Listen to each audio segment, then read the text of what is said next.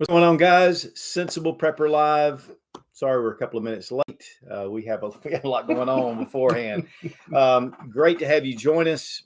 We're going to talk about something today that is really toward beginners, but it also applies to seasoned preppers. Guys, I've been prepping for decades, and when I was going through a lot of this stuff, I'm like, these are things that I need a refresher on. I need to kind of step back, kind of look at it again, kind of a new beginning. Yeah, can't see the forest for the trees type deal. Right. Sometimes, we get into that. So I think this is going to be applicable. It's not just to beginners, but it always helps. Really appreciate Robbie Wheaton for being here as always. Great to be here. Robbie owns Wheaton Arms. He also has the Robbie Wheaton YouTube channel, link down below in the description. Been a gunsmith for around 30 years now. Yeah, you are. In fact, I had him working on something a minute ago. But really great, especially if you need threaded barrels, or you need a Glock aftermarket parts, or you need RMR cuts, or whatever, ported barrels. Robbie does an incredible job. So we really appreciate Robbie for being here. Also, Robbie's part of our prepper group. And so it's just great to have Robbie here to keep me in line. But share my wealth of knowledge. That's right. Share his wealth and vast wealth of knowledge. Also, we really appreciate Sarah Mack. She's over at the computer. She will be, if you have questions, go ahead and give those to her whenever you want to, and she'll just make a note, and then we'll take a break, and she'll offer those questions to us, and we'll try our best to answer. So today we're going to talk about something, though, that honestly is one of those things that we're kind of getting back to the basics. A lot of times we get into different things. Last week we talked about, protecting your finances with a recession or an economic meltdown. And really, it was very practical. But that's something that you want to take a look at because, guys, we are in a somewhat volatile economy. And even though they don't say it's a recession, we all know that there's some things that are really amiss. Share a little story with everybody about the episode from last week. I thought that was one of the best episodes that we've done in a long time. And if you didn't get a chance to watch it, I highly recommend you going back and watching that episode. But I left out of here and stopped by a little stopped by a little gas station on my way to my shop after we finished up the live last Tuesday, and walked into the little gas station. They had a TV in there, and that episode was playing on the TV in the gas station when I walked in. Did they go, Robbie Wheaton? The guy behind the counter, he did recognize me, and he was like, "Man, you guys are absolutely killed it with that episode today." He was like, "I watched it live. I'm going back. I'm watching it again right now. It was an outstanding episode, and I just wanted to tell you thank you for everything that y'all do." So, just wanted to share that with you all. Yeah, we really appreciate you guys being here, and hopefully we're helping out. Yep. The one thing that's a big deal for both of us is it's a mission to inspire you to get prepared for things. You don't have to go crazy. You don't have to be doomsday prepper, but, definitely do some things. Honestly, in the world we live in right now, it's a little bit crazy not to. I made a video years ago. It said preppers are crazy, but they're not as crazy as they used to be. And so, taking a heed, and guys, just covering your basics. And we'll kind of get into that in just a minute. I guess in today's climate, preppers would be weird. Just saying. Yeah, according to where our culture and everything's going, I think I wear that as a badge of honor. Okay, first off, and we're going to go through about 6 or really 7 different things to consider. And I think one of the big ones, because, a lot of people, why do you prep? Why would I do that? It's too much. You're overwhelmed.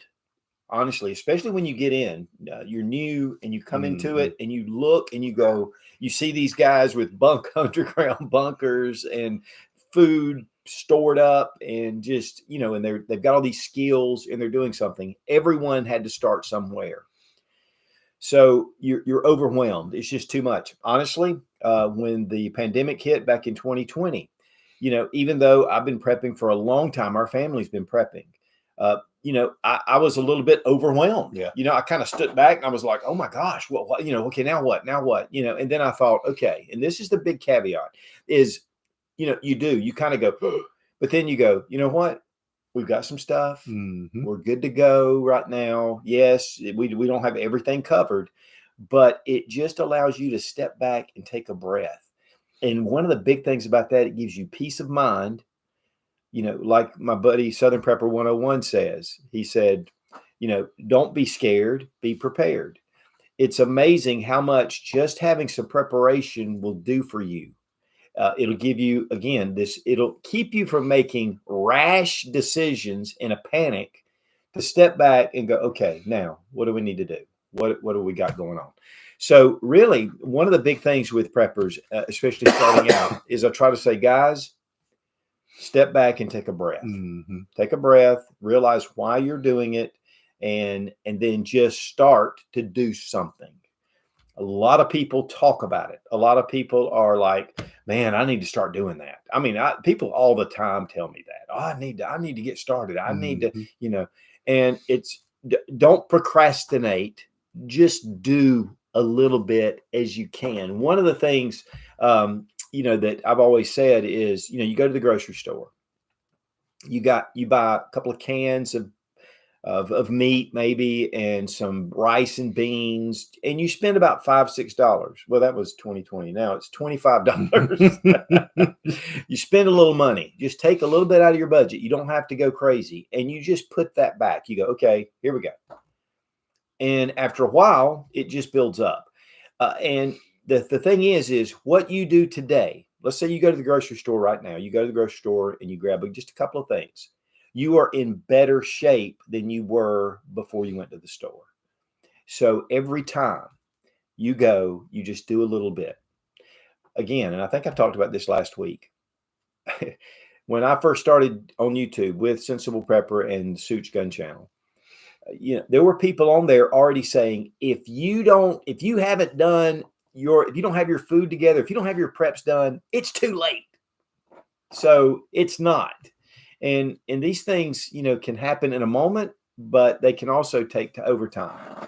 Well, you know, I tell you the one that to me, a lot of people plan on, and I think it really gives them a false sense of security, is the hunter-gatherer mindset. Mm-hmm. Well, if something happens, I'm just going to hunt for my food. I'll go out and get what I need from the woods. Here's the thing. That, in theory, is a great concept.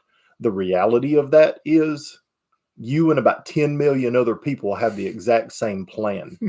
That wild game that you're planning on hunting or fishing for is going to be consumed very quickly. That resource is going to dry up very quickly.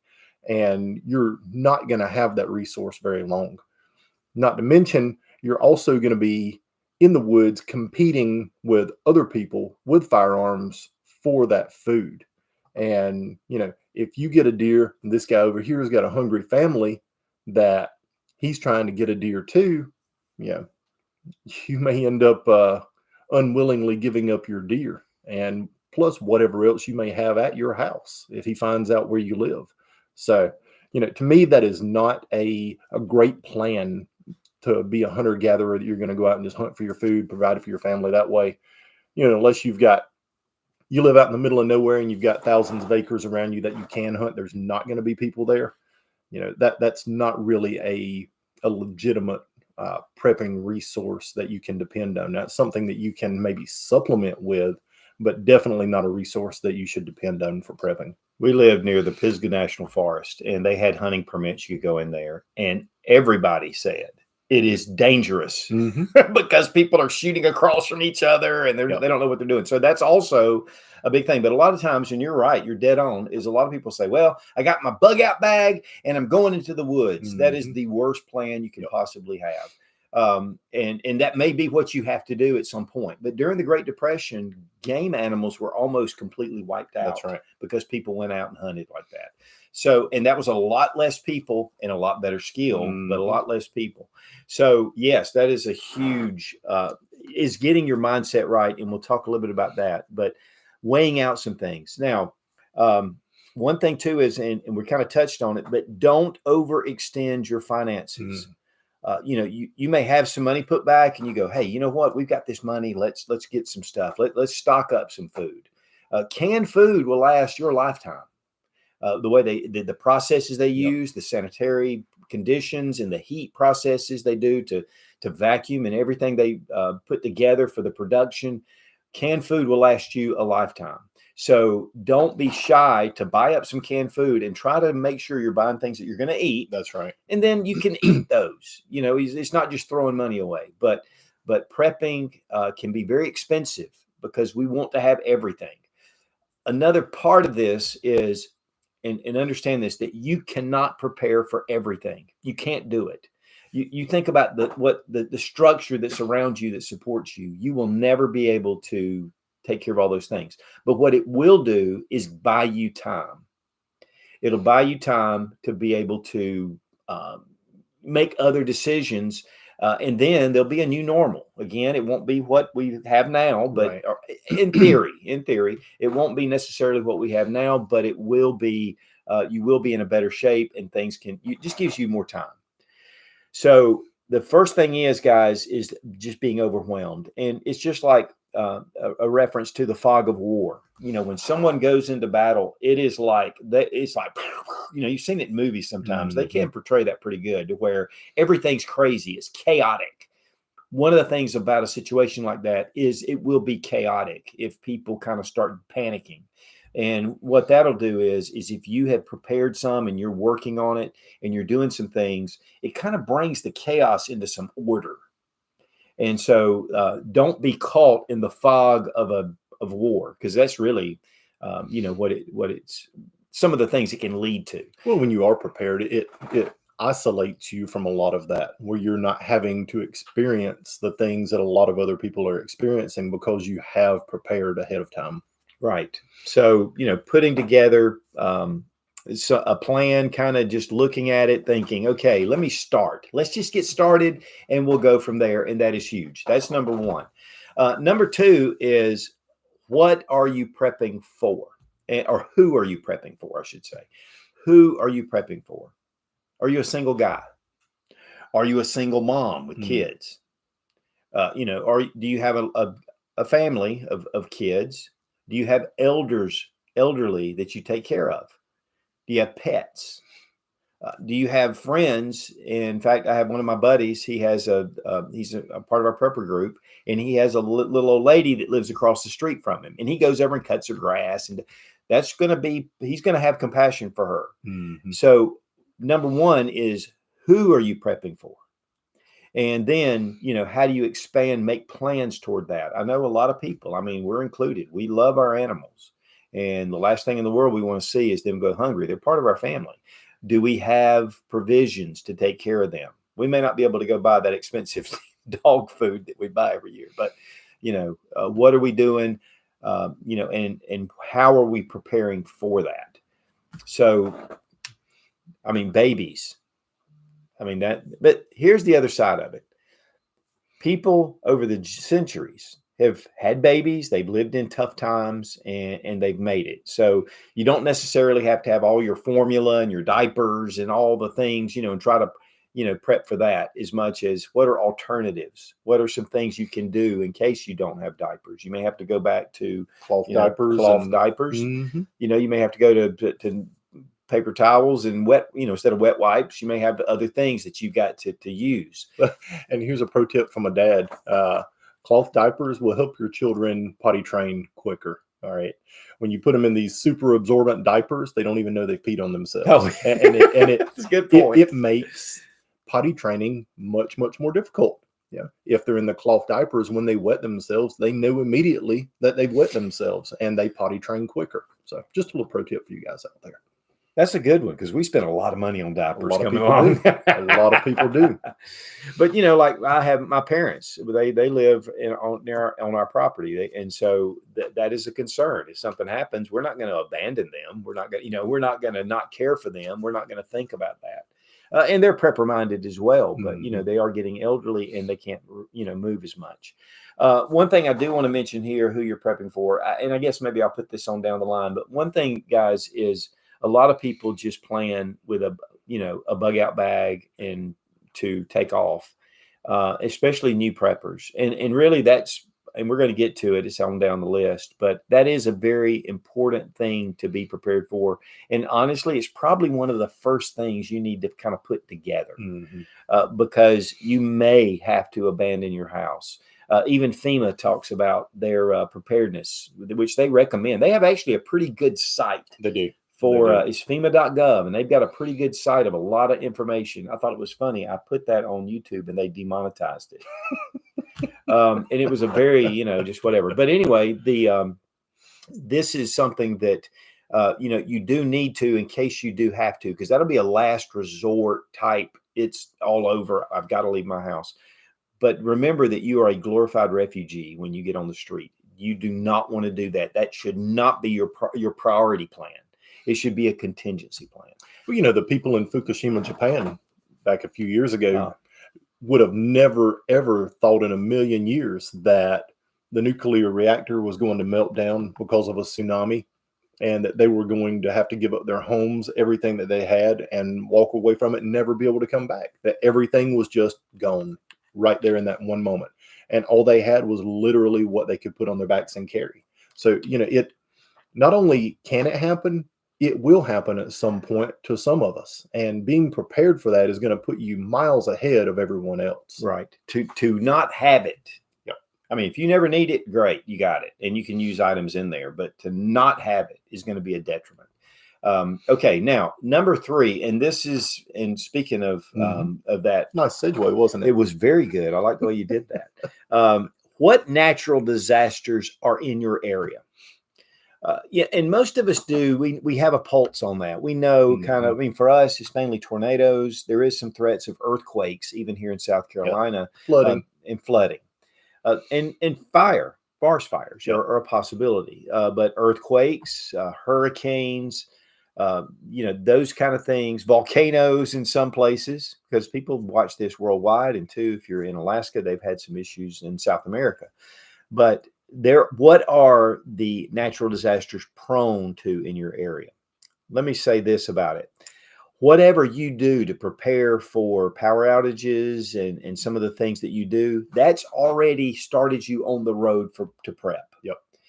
And that needs to be your priority for prepping, because that is what is going to probably happen more than any of this other stuff. The great thing is, if you're well prepared for those natural disasters, you're going to be better prepared for a man-made or some kind of, a societal disaster. So prep toward, and everybody should be doing this. I don't care what kind of mindset you have. You should have a plan. I have a friend of mine that lived in New York City, got smart and moved down here, and he knows who he is. But one of the things they did, they had solar in New York City. They had solar on their house right outside the city. They had generators, and then when Sandy hit, they were well prepared. And it was funny. All these neighbors were going, "Why do you have your lights on? What in the world?" They had no clue, because they weren't really prepared for that. Yep. And so he had a lot of amenities, honestly, that a lot of people just didn't have and had to suffer through. And so get yourself really prepared for the natural disasters that are prone in your area. If you have a nuclear reactor near you, and we do, it's about 35 miles from us. But, what are your contingency plans for that? Think about that. That is something that could possibly happen. I mean, there's a lot of safeguards, but still, there are. That's right. Things can happen. One of the big things to consider is when it comes to tornadoes, earthquakes, wildfires, things like that, don't be one of these hard-headed people that says, "I'm just going to stay at home and ride it out." Listen, if you're urged to evacuate, follow those people urging you to evacuate. They're doing it for a reason. The worst thing in the world is for firefighters to have to come in behind a wildfire, and they're doing body recovery where these people wouldn't evacuate their homes. If something like that happens in your area, whether it's a wildfire or hurricane or flooding, get yourself out. Leave ahead of time. Don't be one of those that waits till the last minute, tries to leave and rush and beat the tornado or hurricane or wildfire and end up getting swept up in it. Leave ahead of time. Leave before the other people start leaving. That way you don't get stuck in traffic for hours and have to worry about whether you're going to make it out or not. One thing though, and I will add to this is, you are leaving preps, you're leaving possible valuables, Yep. and if you have looters, a possibility, that could be something that would kind of hold us back. But if it's something that is like, guys, this is a category 8 hurricane, it's like, okay, there ain't gonna be nothing left. Yeah, try, really put that into consideration because, your family is also involved in that. It's funny, years ago, I have my uncle was in the Army, and he said there was a big hurricane coming. It was down the Gulf. And some of the guys thought it was funny. They wanted to ride out the hurricane tied to a palm tree. So they tied themselves to a palm tree and went out there. And at first, the wind was so bad, they would pick them up, and they were like, wee, wee, wee. They died. All the guys that did that because debris, water, everything else, it just killed them. It just beat them to death. And I just thought I'd throw that in. That's on the extreme of riding it out. But, Robbie has a good point. We saw that with Katrina, and we saw the devastation down there. But then we saw the follow-ups with the looting. Yep. So, and you see the same thing in California and a lot on our West Coast with all the wildfires out there every year, where people are like, "I'm not leaving my home. I'm staying at home. I've got water here. I've got my brush cleared back away from my house." They don't think that the fire can still burn over their property, and they try and stay at home and end up losing their life because of it instead of evacuating. Yeah. So use your sense, use your common sense. That's right. Really think about it, because your life is more important than what you have. But now on the other side of this, when we talk about natural disasters, there's also a personal SHTF. This means that something is happening. Maybe you're broke down on the side of the road. Maybe you've run off in a ravine. Or you've fallen into, you've gone into water of some sort, or you find yourself in a bad situation. Prepare for a personal SHTF. Of course, obviously having an emergency car kit with different things, and with your bag. And again, bags are going to be a very important part of any prepper. For me, and we're going to get into this a little bit, but the get home bag is very important. I always have it. I'm always pulling things out of it that I find myself needing while I'm doing something. It's crazy. And I think some of that's just divine intervention, where it's saying, okay, you're talking about it. Let's see how it works for you. And that's fine because it helps me to learn. But a personal SHTF may be something that only affects you or your family. And so make sure that you're prepared for that personal SHTF. It doesn't have to be an economic meltdown, doesn't have to be a zombie apocalypse, doesn't have to be World War III. It could just be your car breaks down and you're kind of on a side road and nobody knows it and you don't have cell service or whatever. And so natural disasters in your area. We're going to touch on something and we're going to go to some questions because we don't want to skip you guys because we really love it. But again, prioritize what can happen. I'll tell you this. I was reading the Going Home series, and it's a great series. Chris Weatherman's a friend of mine, super insightful in that book series. And one of the things that really surprised me was they talked about a forest fire. Mm-hmm. I mean, here they are, they're prepping, they have this prepping community, they're having to actually have security, they're getting their food sources. I mean, there's a lot going on. And then all of a sudden there's this fire heading toward them. And I thought, whoa, I hadn't even really, I mean, we haven't had that kind of problem. There have been around us, but I thought, whoa, man, what if that happened? What would I do? And there are sometimes things that these natural disasters that we just don't even consider. And so sometimes getting outside the box, and that's what this is about today, is you may have been prepping for years, but think about those things that may be a surprise and having at least some ideas. Okay, we'll take some questions. Boba Fettuccine. I need an affordable gun cleaning kit for my pistol. Any ideas? Gun cleaning kit? Otis Technology.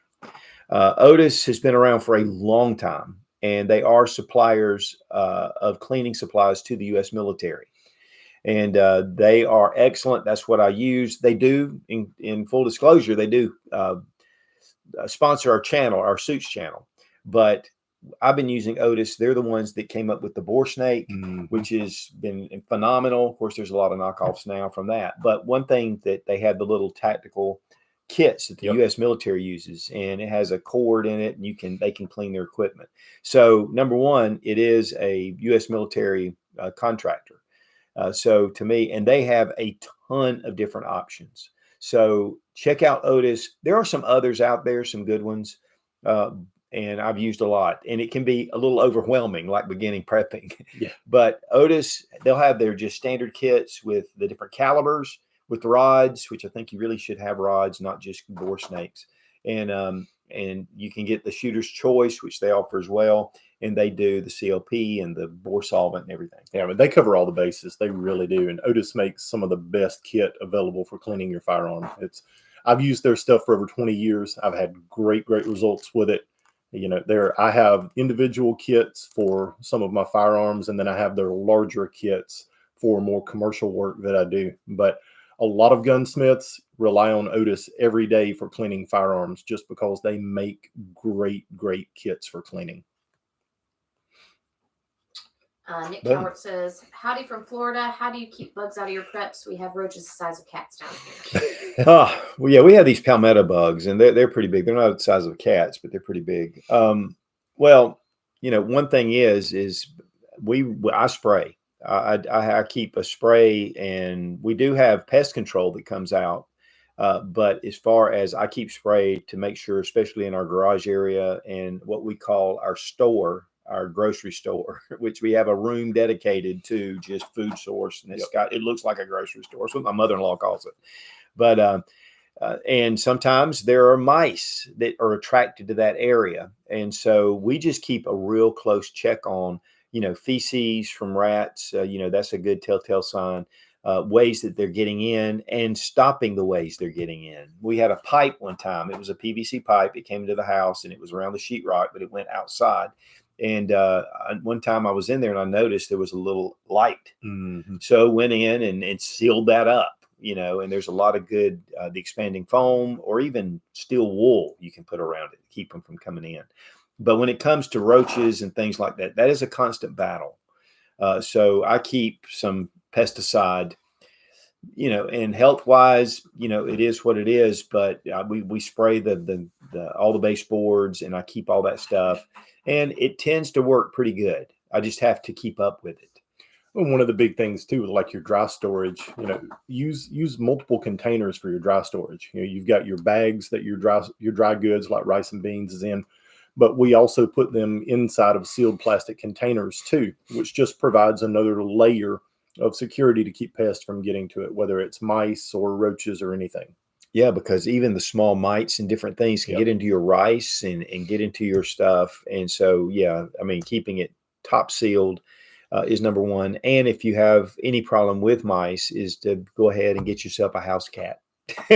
Because they really keep the stuff down. And it's not a bad idea to keep the sticky pads for insects in your food stores area. It's not a bad idea to keep mouse traps in your food stores area. That way, if something gets in there, you have a means to go ahead and be proactive about removing that pest before it multiplies. And be careful opening your doors to outside egress, because I know for us, somebody will open the door, especially when we have kids over at the house and the door's wide open, and the bugs, they're already attracted to the light on the porch at night. So they're just like, we have to fight that all the time. So, being more mindful of keeping things sealed up.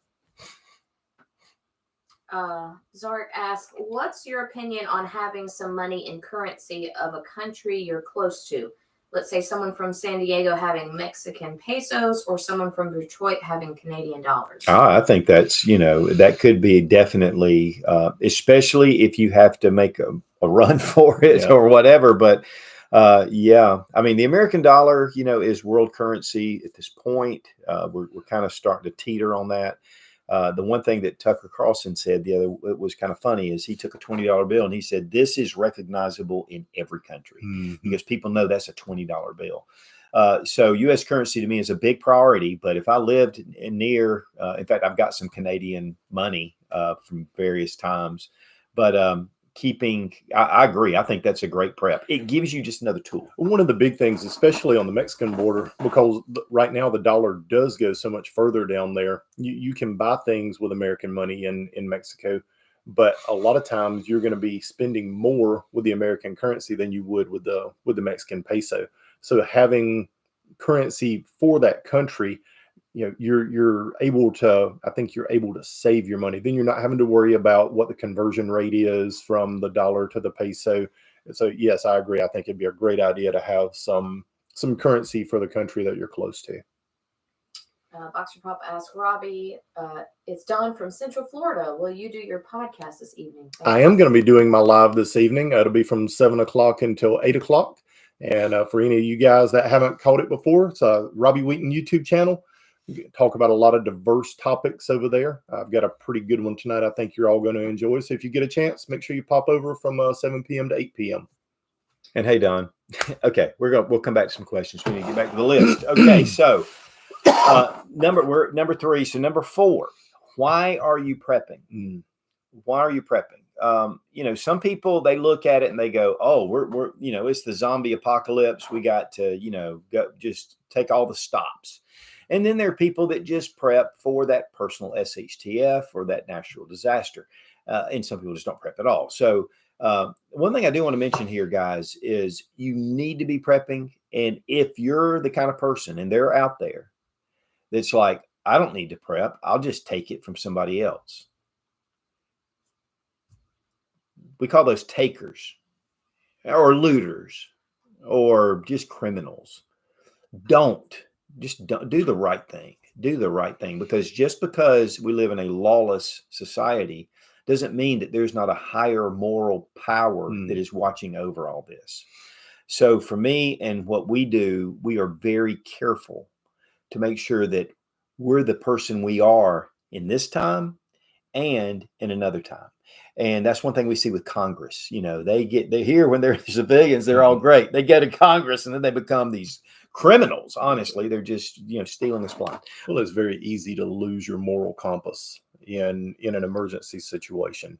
And that's something that I think we all need to be aware of and cognizant of, and make sure that is a really high focus of ours, is maintaining our moral compass no matter what situation we're in. That's right. I mean, that's going to be eternal. So make sure that you put that at the forefront. Now, what are some concerns that you have? I used to watch Doomsday Preppers, and, they would say, what are you prepping for? And they'd say, I'm prepping for a, societal unrest, or I'm prepping for an EMP, or I'm prepping for, they really wanted to say, what is your priority for prepping? But, really being versatile, having some different ideas, about, like the economy. A lot of people are prepping for that. Even Wall Street guys are prepping for that. Yep. But, prepping for the economy, for an economic meltdown or something. I mean, we did see that 1,000 point drop. We saw what happened in Japan last week. It bounced back, but that's not a good sign. It's not they can prop that up, and that's what's going on.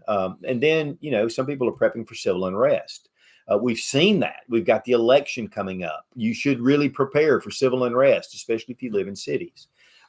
Regardless who wins, it could be really, but if the Republican side wins, it's going to get really ugly. I mean, it really is, because we've already seen it. Right. It's not subjecture. It's coming. War, and we're seeing war in the Middle East, and we're seeing maybe an expansion of that, and then could expand into other things. So, some people are really concerned, but then we have things like EMP, here, or martial law, but here's the thing, guys, again, don't get locked into one thing. That's right. So make sure that you're versatile, make sure that you think about things. I'll tell you, and it's funny, I read this book, and I bring this up in every video, every live. And this is the Modern Survival Guide for the Coming Economic Collapse. It's about actual events that happened in Argentina. I've been prepping for years, and a good friend of mine who's a big financial planner down in Atlanta. I mean, he's very well-to-do. And he's told me, he gave me this book. He said, here, you need to read this. It changed everything I thought about prepping. And so here's the thing, and and the reason I bring that in. Why are you prepping? You don't really, you have these ideas, but, just like COVID, nobody expected that. Boom, right. There it was, so we don't know what can really happen. Things can happen. Life is just full of surprises. So make sure that you're prepping and you're doing the right thing. One thing I missed on the first thing was the rule of threes. Guys, if you're a very new prepper and you're overwhelmed, think about the rule of threes while you're prepping. And that means how long you can live in these conditions. One is you can live 3 minutes without air. You can live 3 hours in extreme harsh conditions. You can live 3 days without water. You can live 3 weeks without food. Yes, it expands a little bit past that, but that's when you start having problems. Then medical and self-defense flow in between. When you're prepping, think about the rule of threes. I have a video about it, but taking care of those things first, and then it helps you to prepare and expand out from that. I just didn't want to miss that because that's one of the things about this. But first off is definitely, what are you prepping for and what have you not considered? And that's where this comes, stuff like this comes in. What are things you haven't considered? So, well, anything we can use for a resource that's going to broaden our scope, broaden our horizons, make us think about things that we wouldn't normally consider. And I think this book is one of those that's a great item that is written by someone that's actually been through an economic collapse, in all of our lifetimes. And I think he brings a lot of things to light that maybe we wouldn't consider. And that book is definitely a resource that I think any prepper should have in their library. Now, for a long time, for a couple of years, we've been talking about this book, and I finally told Sarah Mack, I said, let's put the link to the Amazon, might as well. So there is a link to this book down in, and it is, we make a 2%. But hey, it's better than nothing. But so consider why you're prepping and think about that. And you may want to do some priority on some things if they're your concerns, because it'll help you have more peace of mind. But also think there are other things that can happen. So let's prep. So again, number 4. Number 5, what are your strengths?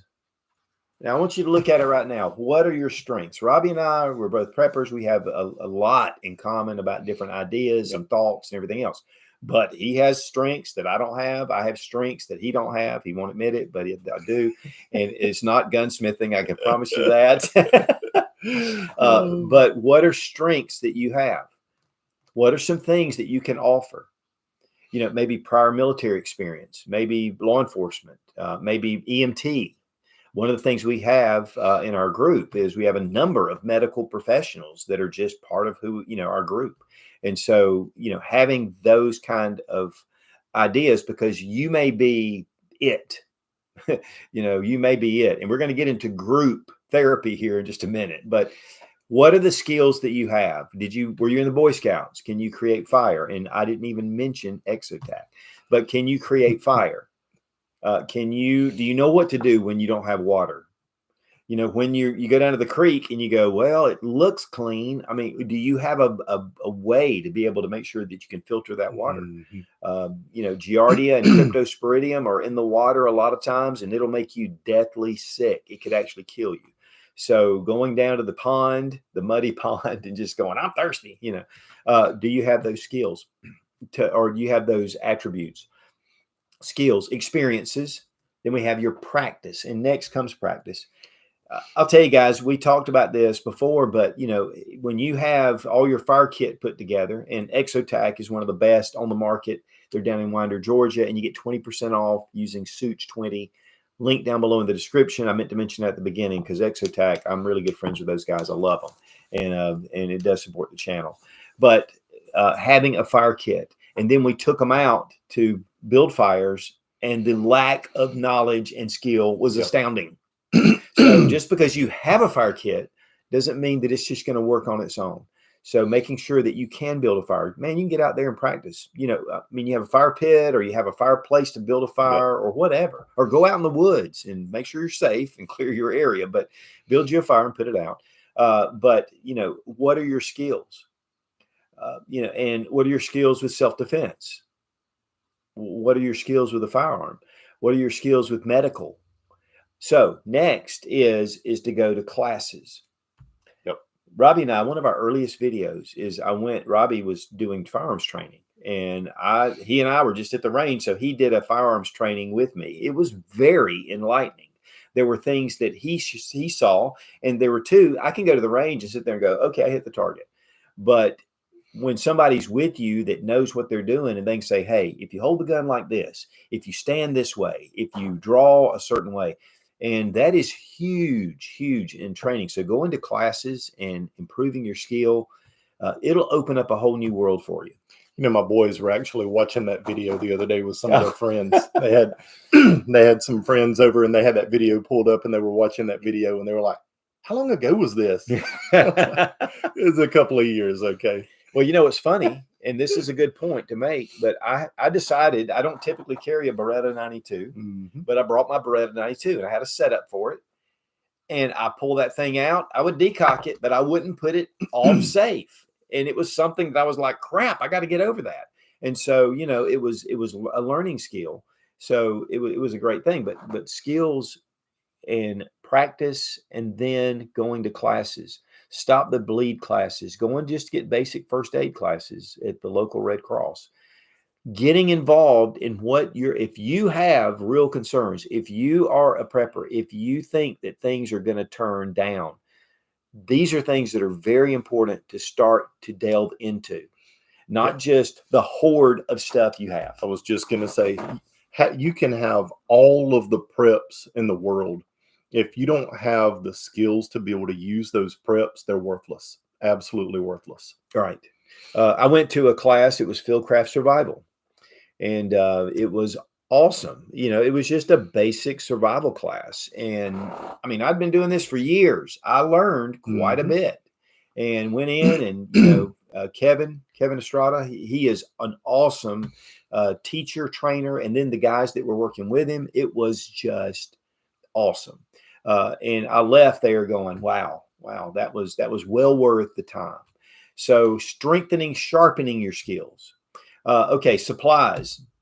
You know, what are your strengths? Do you have supplies? Do you have food? Do you have water? Do you have supplies to get yourself through a month, 3 months? I would highly recommend as a prepper, you should at least have about 3 months. Minimum. And it takes time to get up to that. Personally, I think that your goal should be a year.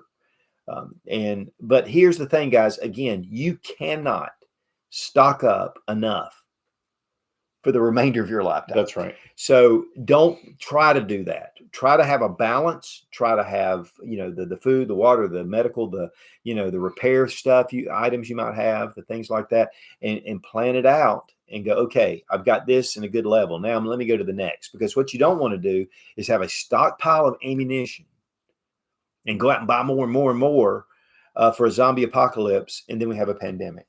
Right. And that's what happened. People went out and spent tons of money on guns and ammunition. Exactly. And you can't wipe your butt with bullets. Yeah. Now you can take it and you can barter and trade, and you can have it for your self-defense, and you need to. Right now, prices are low on ammunition. You need to have it. We're going to get into that in security.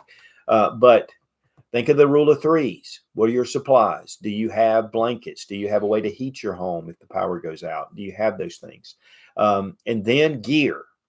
Now, gear is good, and especially if you like have an AR-15 and you don't want to have like all your magazines stuffed in your pockets. Have some kind of load bearing, whether it's a battle belt, whether it's a plate carrier, or it's an old style vest. LBV. Yeah, just, you know, whatever, because you don't want to be running around without magazines and you're trying to sort through it. Figure out a system for you. But your gear, your bags, get a good quality bag, your knife. You know, having a decent quality knife. The really funny thing was in this book for Fowl, only thing he had was a Rambo survival knife. Those things are cheap. They're toys. They're junk. And he said, I made it through the whole thing with that. So don't be thinking you need a $500 knife or whatever. But in fact, it's better to get something that's good quality, that's a medium price, and yet put it toward other things. You know, knives to me are one of those things that you should always have more than one, because a knife is a knife, but there are knives that can do different tasks more efficiently and more effectively. So, you know, you don't want to try and be filleting a fish with a chopping knife. Yeah. You know? Or so axe. It's having the right tool for the job. So I do recommend looking at getting multiple different tools for whether you're looking at skinning or processing or filleting different types of meats, chopping. So having different knives are definitely going to make things easier for you. Right. And we all love knives. So, hey, why not get some extras? But if you can start out with getting just a basic, good, solid knife with about a 4 or 5 inch blade, something that's sturdy, full tang, that'll get you started. And then you can progress, That's because right. it just makes life better. Yep. And it makes you more efficient. Okay. Next is mindset. One of the things about prepping, again, is it does give you peace of mind, but you need to emotional drain and just, psychological is especially in a situation that happens where there's a panic going on, where society's having some issues. You need to make sure that you know what you know, and you lock down your mindset. And the more you practice, the more you train, the more you become confident in your skills, the more confidence you're going to have to keep you emotionally and psychologically sound. And also build that into your children, because you don't want for your children to panic and freak out. The other thing is too, is as a person that is prepping and concerned, and you may have people come to you into your life or group or your family, you've got to be the strong one. Don't panic in front of your kids. Don't panic in front of your husband or wife. Remain calm and soldier on, because the panic and all that leads to rash decisions, leads to disaster, and it also leads into inaction, and you just end up, I've got an anxiety. Well, that's not going to save your life if something happens. So build your mental strength, build your warrior mentality, and that's really what it takes. It's what we've dealt with from the beginning. And now all of a sudden we're lush and we have these luxuries and don't have to worry about it. And we need to rebuild that warrior mindset. One way to do that is a library. I mean, this is just one of many books that I have, and I build a physical library. Going Home series, John Wesley Rawls, the Survivor series, awesome books. And then different reference books, different things. And I have those in a library. There's a ton of different sources. So build it up. The SAS Survival Guide. That's a great one. Just tons and tons of books. I did a video on books. It's somewhere. You can look at the little magnifying glass and search for it on books I recommend. And that list changes at times. And I'm continually reading and getting my mindset in the right place and finding out things that it changes my total perspective. And it focuses me to be a better prepper, more prepared than I was before. So books, and if you loan books out, just be careful. That's all I got to say. I've got a really good friend of mine that is meticulous about returning books. Yep. And so he and I share books all the time. Security, home security, you've got your personal security. Those are so what would you recommend? For security, you start outside your home. You need to have multiple layers of security, whether it's fences, driveway alarms, cameras, leading up to your house to give you forewarning. You need to make sure, one of the big things is take your keys out of your car and lock the doors of your car, whether you're in your driveway or at a gas station or whatever. There was a thing on the news earlier this week. A guy stopped by a gas station to run in and grab a drink for his kid. While he's in the store, somebody gets in his car, steals his car and his kid. They found his kid a couple hours later, put out on the side of the road somewhere, and eventually they ended up finding the car and arresting the guy. But you don't want to have your car stolen. You don't want to have your car with your kid in it stolen, especially running at the gas. Yeah. So, just be mindful of things like that. Locking your doors is one of the simplest, most basic things you can do. Don't leave valuables in your vehicle. Don't leave your gun in your car. All right. Those are the kind of things that, late at night, criminals are walking around checking door handles. If they see something laying out in the open that looks like it could be valuable, that they can buy, sell, trade for drugs or whatever, they're going to bust the window in your car, even if it's locked, and steal it. So don't leave things laying out in the open that would attract someone and make someone want to break into your vehicle. Don't put stickers all over your vehicle. Don't have a personalized license plate that says Prepper 1, Don't have your military stickers all over your vehicle. Don't have gun stickers all over your vehicle. Those are a billboard that says, hey, guess what? I've got expensive stuff in my vehicle. I've got guns in my vehicle. Come and break into it and steal it, please, while I'm in the store buying my groceries for my family. All right. The gray man mindset is very, very important, especially in a public situation. When you're out in public, you want to be able to walk around and people never notice you. You don't want people to notice you. You don't want people to notice your car. And the easiest way to do that is not wear things or have things on your vehicle that make you stand out. If you're running around with a rainbow flag draped around you, people are going to notice you. Okay. I don't care where you live. You are going to be noticed. be neutral with your colors, neutral with your clothes, the things that you wear. Don't stand out. Don't have a gun on your hip. All right. Whether you can open carry or not, it's your personal prerogative. But if you're walking around with a gun on your hip, people are going to notice you. Yeah. I mean, it's just common sense, guys.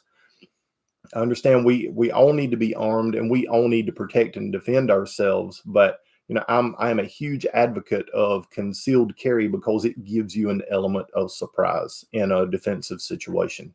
Open carrying, you lose that element of surprise. Now, can you thwart certain activities if somebody notices that you carry a gun? Maybe, maybe not. You may just get shot in the back.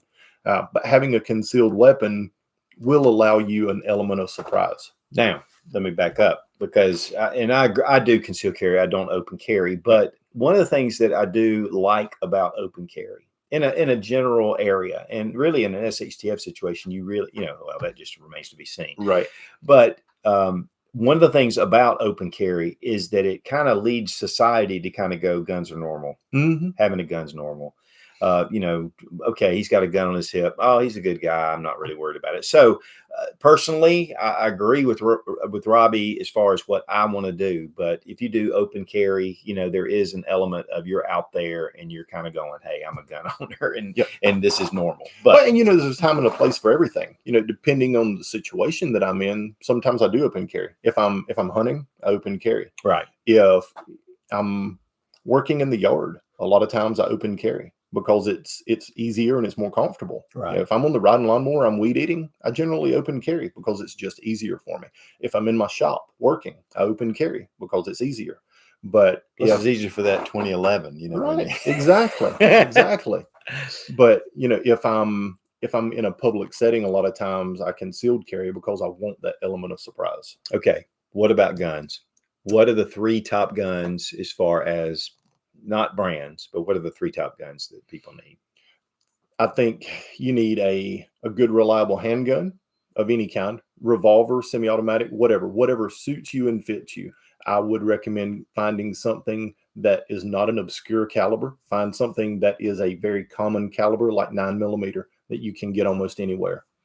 I think a centerfire rifle, and once again, a caliber that is readily available. 5.56, 223, 308 is what I'd recommend with a rifle. And I don't care what kind of rifle it is. If it's a semi-automatic, if it's a bolt action, if it's a pump, I prefer something that has a little more magazine capacity because it makes it easier to carry extra ammunition. But there are some states that don't allow that. They are. That's exactly right. And then I would recommend a 12-gauge shotgun. It's a very versatile weapon that will allow you to work anywhere from really close range with some birdshot to even being able to reach out to 200+ yards with slugs. So it's a very versatile, usable weapon with interchangeable choke tubes that allows you to do a lot with it. And for me personally, I would throw in a 4th weapon, and I would say a 22 rifle as well. Just because a 22 rifle ammunition is cheap, it's lightweight, it's easy to carry, it's accurate, and you can do a lot of things with a 22. Especially with subsonic ammunition and in a state where you can have a silencer or a suppressor. Highly recommended, just because it's so quiet. You don't even notice that someone's shooting it around you. Right. Okay. Now, the next one is a group. And guys, lone wolf, it's dangerous. You can't guard your place 24/7. It's good to find like-minded people. So, and it's difficult. It can be difficult. It can be difficult to find the right people in the right group and everything. But there are some groups out there. Facebook is one place where, like, we have an upstate prepper group here in our area, which I stumbled upon from a friend of mine.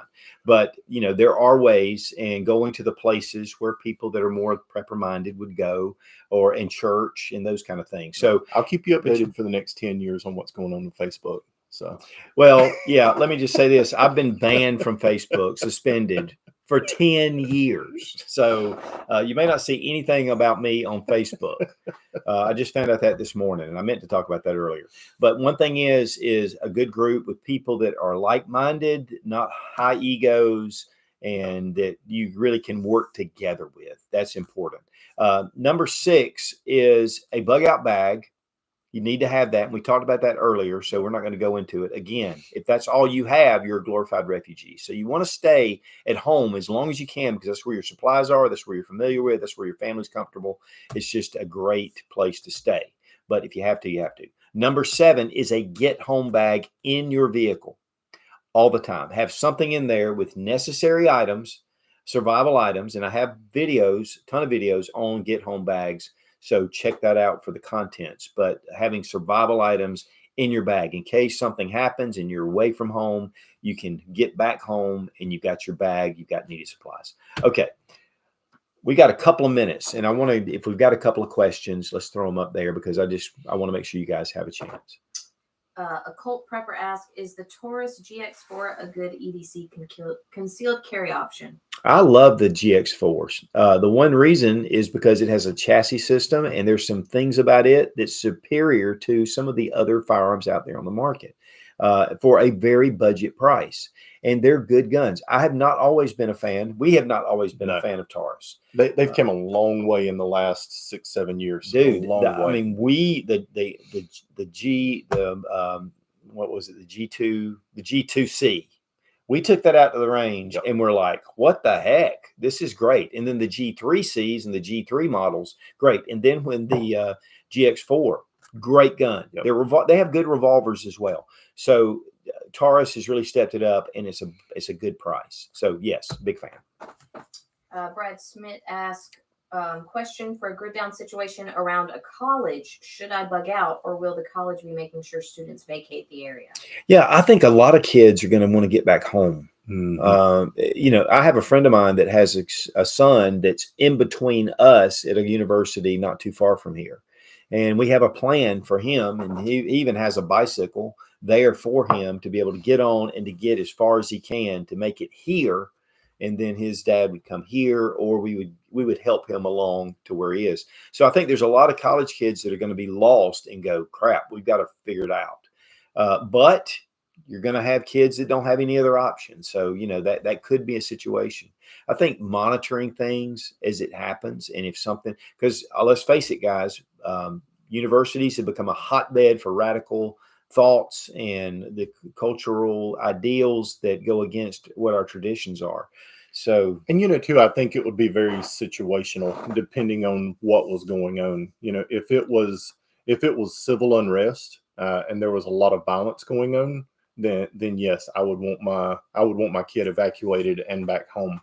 If it was something else that wasn't violent related, it may not be a terrible idea for them, especially if they are a natural leader, to stay and help take control and provide some guidance for a lot of people that would be lost. So there's different ways you can look at that and how you would approach different situations in that regard. Yeah, I think I just monitor, right? I think I monitor the situation. Got one more.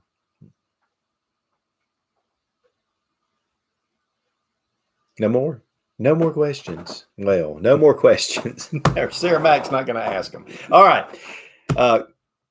Great, guys. Great time. I hope you guys learned some things. I hope that it kind of gave you a good mindset of things. And we really do appreciate when you get here.